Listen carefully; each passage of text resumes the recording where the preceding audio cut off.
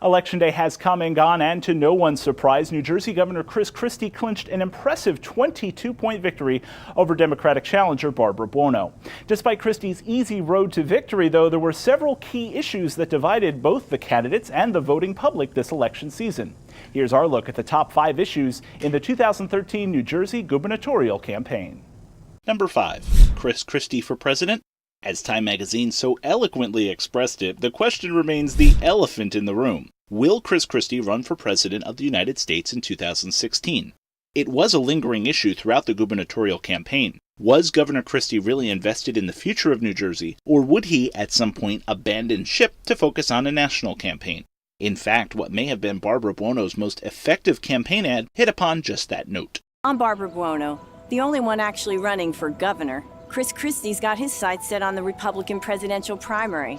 All right, ladies and gentlemen, it is officially past midnight. Marriage is equal in New Jersey. Number 4, the fight for marriage equality. Just 2 weeks before Election Day, same-sex marriage became legal in New Jersey. What could have been a significant blow to Chris Christie and Republicans across the state was mitigated when the Christie administration withdrew their appeal of the ruling. It's been a long road for gay couples in New Jersey, especially given Barbara Buono's characterization of Governor Christie as, quote, the one man in New Jersey that stands in the way of marriage equality. I don't think the ruling was appropriate. I think it was wrong. But I believe that the institution of marriage for 2,000 years has been between a man and a woman, and I believe that it should continue to be. The ruling is official, the election is over, but only time will tell whether this marriage equality debate is really over. Number 3, public education funding and support. It was no surprise when the state's largest teachers union, the NJEA, endorsed Barbara Buono for governor. I believe that unions are the foundation of our middle class. And public education, well then, that is the foundation of our democracy, isn't it?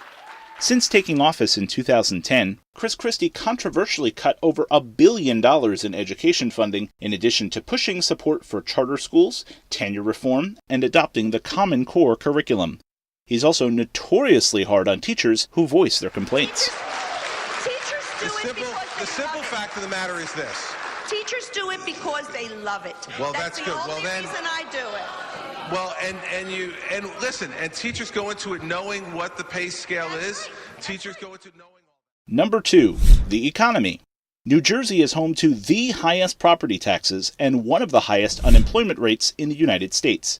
And these statistics have not changed since Chris Christie took office 4 years ago. So both he and Barbara Buono had plenty to campaign for. The first thing is I would make sure that we got our taxes in more reasonable shape than we do now. We're still one of the highest tax states in America, and I've been trying to get a tax cut through the legislature. It's one of the few times that we haven't been successful in being able to get a bipartisan reform through. We need to make New Jersey more affordable from an income tax level in particular. There's 95% of those businesses in New Jersey are small businesses. This governor has left them behind. The $2.1 billion in tax credits that he gives to corporations, there's no oversight and no accountability, and that's what's left us in the bottom of the barrel. I would redirect and refocus some of those tax credits to the small businesses. They're the ones that are crying out for help. Number 1, Superstorm Sandy.